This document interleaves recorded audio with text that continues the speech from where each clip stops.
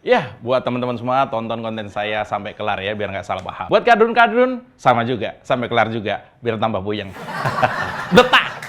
Ya, pola tingkah partai-partai menjelang pemilu memang layak dipantau, dikepo, kadang lucu, kadang gemesin, kadang memuakkan juga sih. Tapi itulah politik, selalu membangun cerita lewat drama.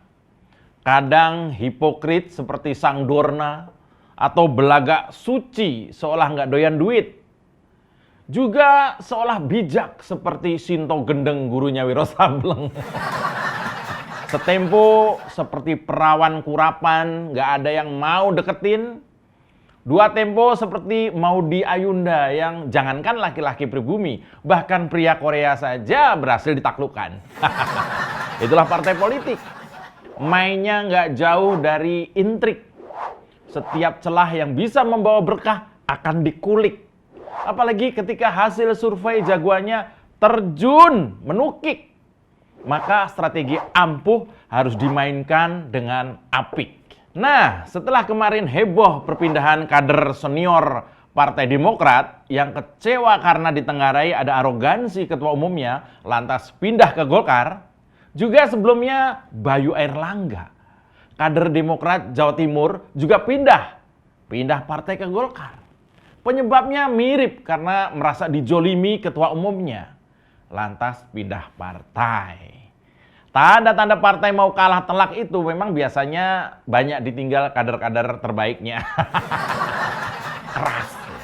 Nah, yang menarik perhatian saya adalah kerja keras Ketua Umum Airlangga Hartarto, Ketua Umum Golkar, yang berhasil menarik kembali sang Raja Dangdut, Rhoma Irama, untuk mengajak berteduh di masa tuanya di bawah rindangnya pohon beringin. Ya, musisi legendaris Rhoma Irama akan bergabung dengan Partai Golkar. Bahkan, Ketua DPP Golkar, Dev Fikarno mengatakan Golkar akan memberikan karpet kuning apabila Rhoma menerima pinangan untuk kembali ke Partai Golkar. Warna memang jadi sensitif kalau urusan sama partai ya. Ada juga karpet merah, tapi itu kan identik sama PDI Perjuangan. Makanya dikasih nama karpet kuning, khusus buat Golkar. Kalau gitu kasihan partai umat dong ya, karpet hitam. Lah, kayak karpet buat jok mobil dong. Ya, dan legenda musik dangdut ini memang pernah menjadi anggota DPR fraksi Golkar ketika tahun 96. Dan 2 tahun kemudian, setelah Orde Baru tumbang, Rhoma tidak aktif lagi sebagai kader Golkar. Sial banget kan? Baru 2 tahun sang Raja Dangdut ini jadi anggota DPR di Senayan, partai yang ia singgahi roboh diterjang badai reformasi. Kayak tenda Formula One ya. Nah, tapi saat itu, Rhoma memang pintar mencari posisi aman. Ketika Golkar terhantam reformasi, justru Rhoma ini keluar dari politik dan bikin album soal reformasi. Aman Rhoma. Nah, pengurus Golkar sendiri bilang kalau Partai Golkar itu kan partai yang terbuka untuk semuanya. Dan Pak Rhoma Irama mengakui bahwa dia itu adalah dulunya anggota fraksi Golkar. Jadi ya mereka sangat welcome lah bila dia itu menginginkan untuk kembali lagi ke Partai Golkar. Dan saat ini kepindahan Rhoma Irama ke Golkar masih tahap penjajakan. Tapi pengurus DPP Golkar yakin Rhoma mau menerima pinangan Golkar.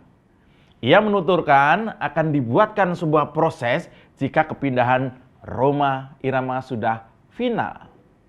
Ya, ini sih sebenarnya semacam CLBK alias cerita lama beringin kembali.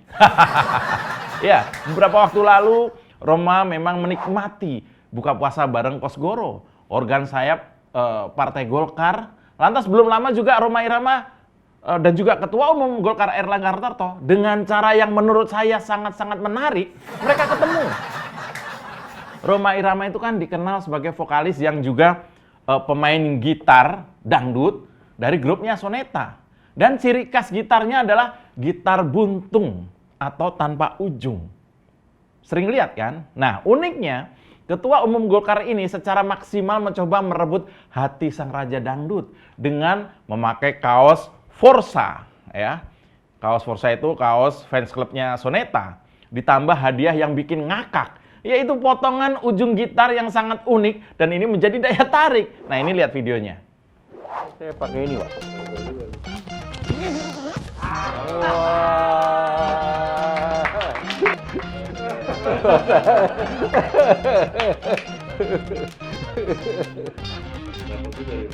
Izin kita kasih special gift untuk melengkapi, Pak. Kita buka deh. Karena selalu beliau punya kan butuh, Pak.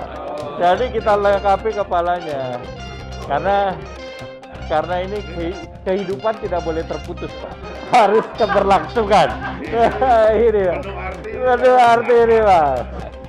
Hidup itu harus utuh. Nggak boleh terpotong-potong. Nah, ini simbolnya.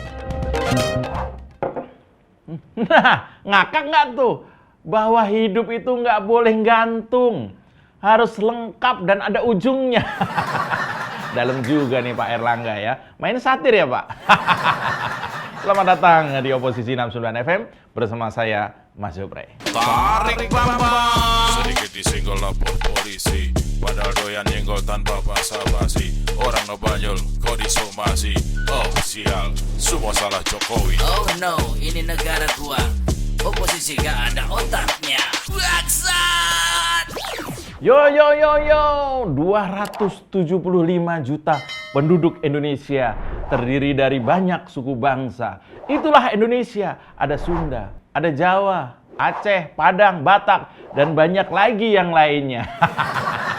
Lagunya Bang Haji ini ya. Bang Haji Rhoma Irama akan segera pakai sorban warna kuning, sobat-sobat semua. Dan minimal selama 2 tahun ke depan, Rhoma akan sulit didekati Anies Baswedan. Ya, Golkar kebanjiran pemain-pemain politik senior yang kembali merapat. Dan saya pikir ini layak diapresiasi, terutama kerja kerasnya timnya Pak Airlangga Hartarto.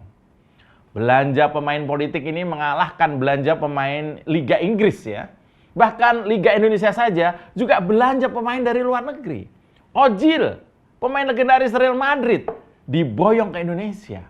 Bahkan di Indonesia sempat dipanggil jadi Habib Ozil. Ya, jadi belanja pemain itu biasa juga dalam politik di Indonesia. Nah, pedangdut legendaris Rhoma Irama dikabarkan kembali bergabung ke Partai Golkar. Dan lantas saja hal itu pun menuai sorotan sejumlah kalangan. Salah satunya para kader Partai Beringin dan juga para pengamat politik. Dan juga kita-kita netizen. Bahkan banyak juga yang memuji ketum Golkar saat ini yaitu Pak Airlangga Hartarto. Yang juga menteri di kabinetnya Pak Jokowi ya. Publik menilai ini menjadi sesuatu pembeda antara Airlangga Hartarto sebagai pemimpin dengan ketua umum Golkar sebelumnya. Memang tidak mudah bagi seorang tokoh publik untuk masuk partai atau kembali ke partai. Tapi di periode saat ini beberapa tokoh publik yang berpotensi sebagai pendulang suara yang besar kembali ke Golkar. Sebelum Rhoma Irama ada Pak Yudi Krisnandi. Masih ingat kan Pak Yudi Krisnandi yang pernah jadi menteri dan juga Dubes RI untuk Ukraina. Belum lagi tokoh-tokoh lain di daerah-daerah se-Indonesia. Dan fenomena kembali ke pangkuan Beringin ini bisa menjadi contoh kinerja yang baik atas teladan kepemimpinan terdahulu, yaitu Akbar Tanjung. Masih ingat? Akbar Tanjung. Yang terbukti mampu mempertahankan Golkar di tengah tekanan politik yang hampir meruntuhkan partai pada awal reformasi dulu. Dan bisa jadi kembalinya Rhoma Irama bakal diikuti oleh tokoh-tokoh lain. Seperti misalnya Ruhut Sitompul. Nggak mungkin ya, dia udah di PDI Perjuangan. Atau misalnya Tommy Soeharto. Nggak mungkin juga. Tommy mungkin udah beli partai yang lain atau bikin partai baru. Ya, setelah Beringin yang nggak terlalu kuning itu lepas dari tangan cendana. Nah, Golkar di tangan Erlangga bisa saja menjadi Golkar yang bisa merangkul politisi-politisi lawas yang matang di bawah rindangnya pohon beringin. Yang adem, minim konflik, selalu bersama kekuasaan, dan tentu saja semua punya potensi jadi ketua umum. bisa jadi ketua umum adalah sesuatu yang jarang terjadi di sistem kepartaian di Indonesia. Bahkan ada pepatah, kalau mau jadi ketua umum partai di Indonesia, bikin aja partai sendiri. Itulah yang dilakukan Farhad Abbas. Masih soal Bang Haji ya, yang kembali berwarna kuning. Ketua Umum DPP Partai Golkar Erlangga Hartarto menyebut si Raja Dangdut Rhoma Irama kembali ke Partai Golkar. Partai yang pernah membesarkan namanya dalam dunia perpolitikan di Indonesia. Hal itu dikatakan Erlangga beberapa waktu lalu saat menghadiri acara Kosgoro, dan di acara ini juga menghadirkan Bang Haji Rhoma Irama untuk memberi tausiah. Dalam sambutannya, Erlangga menyebut Rhoma Irama sebagai kader yang akhirnya kembali ke Golkar meski sempat berpindah-pindah partai. Nah, kita tarik ke belakang. Rhoma Irama ini tahun 1977 sudah terkenal. Penjualannya album ya, musik dan film-filmnya melejit kayak biji. Tak ada yang meragukan ketenaran Rhoma kala itu. Wajar saja kalau Partai Persatuan Pembangunan atau P3 tertarik merekrut Bang Haji, dan Bang Haji juga mau. Pada 2 pemilu, kehadiran Rhoma Irama mampu mendongkrak suara Partai Ka'bah atau P3 ini. Setiap kesempatan kampanye, massa selalu membludak. Si Raja Dangdut menjadi magnet yang kemudian menjadi penarik massa yang sangat efisien bagi P3. Bayangkan, pada tahun 1977, saya lahir aja belum, perolehan kursi P3 di Jakarta mengalahkan Golkar. Dan ini pertama kali dalam sejarah Golkar kalah oleh P3. Pertama kali. Begitu juga tahun 82. Pada pemilu berikutnya, perolehan P3 terbilang lumayan. Meskipun nggak mampu mengalahkan Golkar. Saat itu, alasan Rhoma Irama memilih P3 karena ia seorang Muslim yang harus memilih pemimpin yang Muslim pula. Ia melihat P3 merasakan Islam, berasaskan Islam, sehingga ia memilih sebagai salah satu cara untuk berjihad di sana. Jihad politik maksudnya. Nah, apakah sekarang masih menggunakan alasan itu Bang Haji? Hati-hati Bang Haji, politik identitas Bang Haji. Nah, karena Golkar bisa kalah di Jakarta saat itu, Rhoma harus mendapat tekanan dari Orde Baru gara-gara tak mau bergabung dengan Golkar. Pelan-pelan ya ngomongnya ya. Sejumlah konsernya dicekal. Dia juga dilarang tampil di TVRI, satu-satunya TV waktu itu. Pencekalan ini terjadi hingga 11 tahun. 11 tahun dicekal. 11 tahun Bang Haji nggak bebas ngomong, "Hani." Gak bisa manggung bebas, apalagi sampai tampil di TVRI. Dulu, Rhoma Irama musuh Golkar. Lalu selama 11 tahun itu pula Raja Dangdut dari Tasikmalaya ini terus berjuang melawan Orde Baru lewat lagu-lagunya. Dan waktu berjalan setelah reformasi, seperti kita tahu, Rhoma pernah di P3, kemudian pernah diajak juga oleh almarhum Kiai Haji Zainuddin MZ, lalu pernah juga diajak ke PAN. Tapi yang fenomena adalah ketika Pak Haji Rhoma Irama membuat partai sendiri, yaitu Partai Idaman. Yang mirip kecap bango katanya. Tarik ke Bambang. Mau kemana kawan, tanpa arah tujuan, cari masalah rawan, urus saja masa depan. Halo kawan, jangan ikut. Ya, tentu saja apresiasi kita sampaikan kepada Ketua Umum Golkar. Tanpa rasa sungkan dan malas, demi elektabilitas partai, beliau merawat komunikasi, silaturahmi, demi kontestasi. Ya, memang politik tak selamanya kejam. Kadang dalam politik juga diperlukan kelembutan-kelembutan.